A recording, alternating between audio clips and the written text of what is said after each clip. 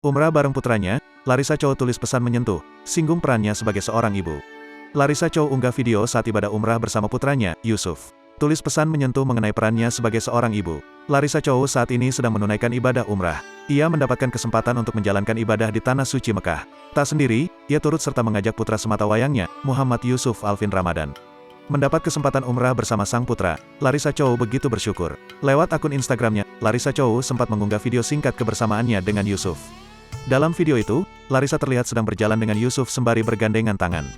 Sementara itu di kolom keterangan, Larissa menulis pesan haru tentang perannya sebagai seorang ibu.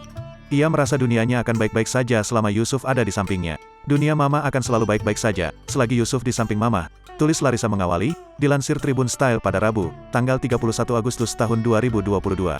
Larissa sadar bahwa dirinya bukanlah sosok ibu yang sempurna bagi Yusuf. Kita mungkin belum bisa menjadi ibu yang sempurna, tapi bagi anak kita, ibunya adalah dewi mereka. Bagi mereka kita sudah sempurna, tambahnya. Unggahannya itu pun mendapat banyak komentar positif dari warganet. Cirisa bidadari tak bersayap buat Dede Yusuf. Semoga senantiasa dalam lindungan Allah SWT, amin, komentar warganet.